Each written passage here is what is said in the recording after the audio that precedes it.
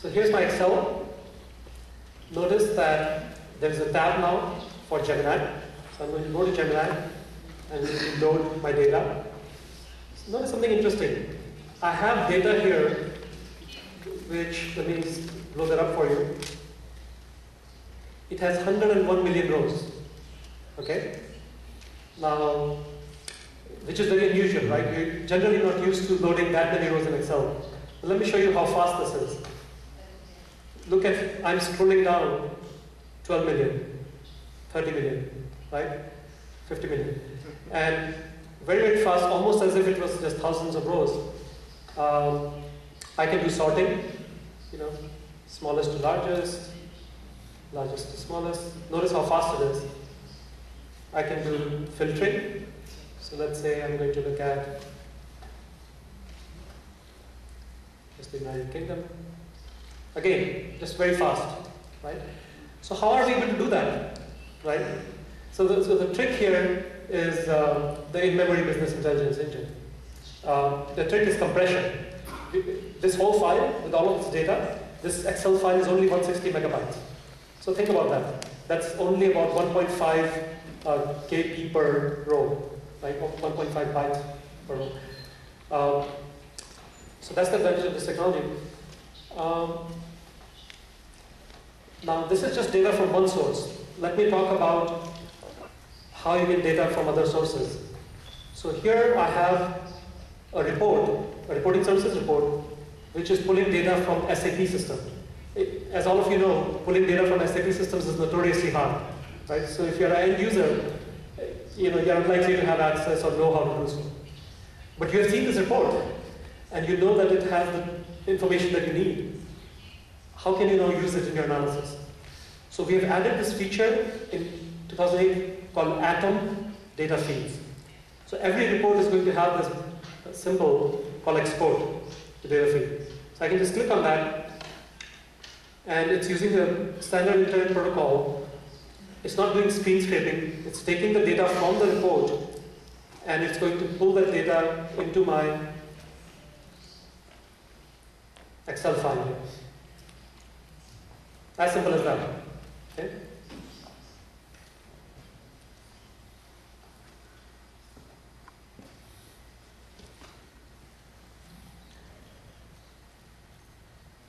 All right. So now I have the royalty information right there, which I can analyze on. Similarly, let me try to show you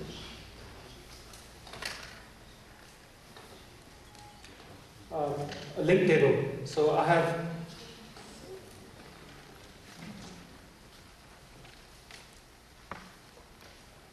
I'm going to create a link table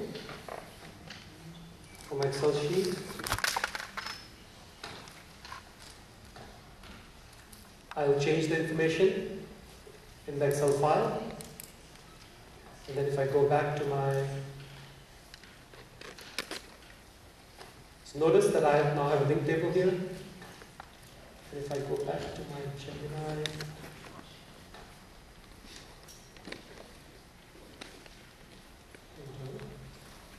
notice that it has been updated, right? So in the Gemini client, it's read-only information. But whatever you are linked to, it will refresh that data. Okay? All right.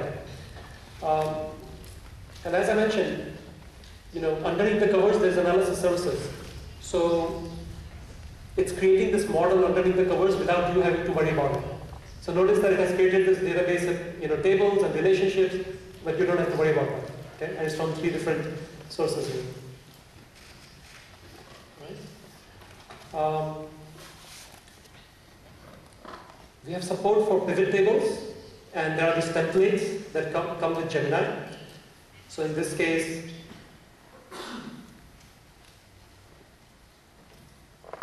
you can create very rich analysis right within Excel. Okay? Now I don't have time in this particular presentation to go over all of this workflow. I will do that in the next presentation. But let me show you a report that I already built. Using, so this is in Excel, using pivot tables. And we have this new concept of slicers. So you can just drag and drop these slicers, on the top and the bottom, on the right-hand side. And you can now do analysis, by hierarchy. Okay? And once you're done, you just publish this to SharePoint. Right? All you do is you take this Excel file, you put it on your SharePoint site. That's all. Okay? So let me do that. Let me switch to the view for SharePoint. Okay, so usually you're used to seeing SharePoint lists like this, right? With flat list of documents. So with Gemini, what we've done is we have default views like this to show the analysis that we have created. So for example, this report that we just created is right here.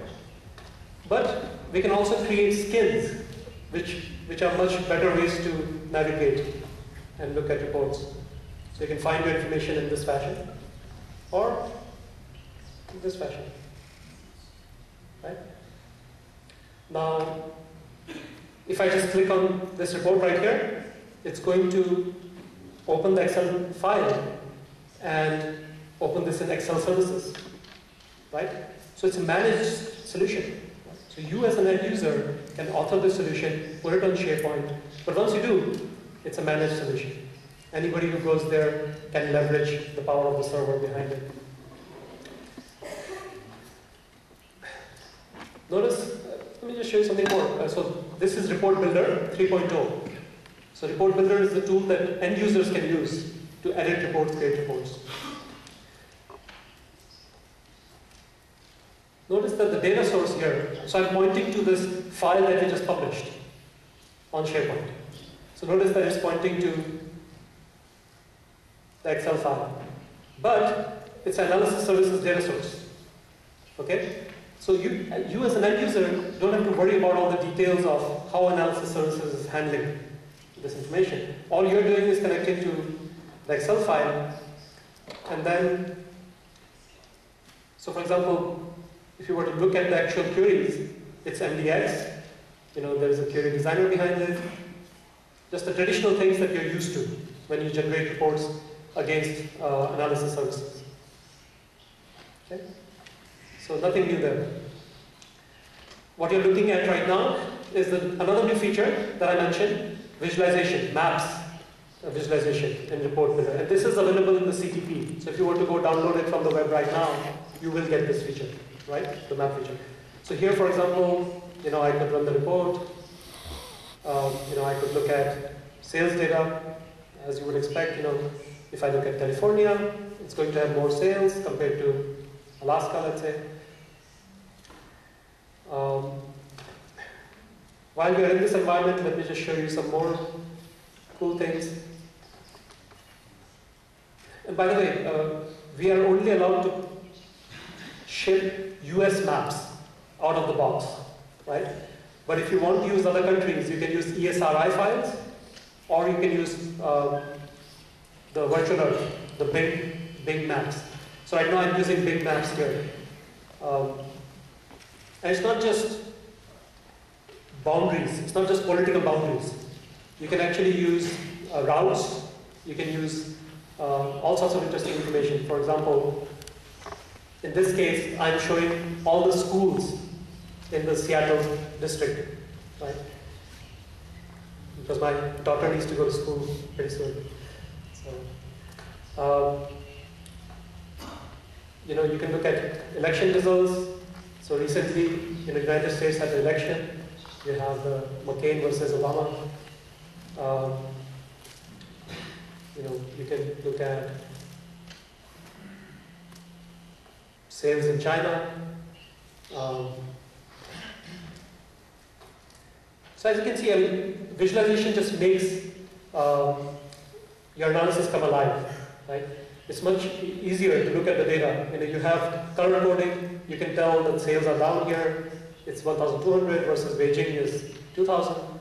So much more rich analysis is available to you. Okay. All right, turn back. So I'll show more demos for self-service business business intelligence in the next session. But let me continue forward with the other content here. One thing that I did not show, so let me quickly talk about that, is the concept of components, sharing components. So you can take a report, you can break it up into components. So when you publish the report, it will say, do you want to publish components? And it will break up the report into charts, into queries, right? And you can share it with other users.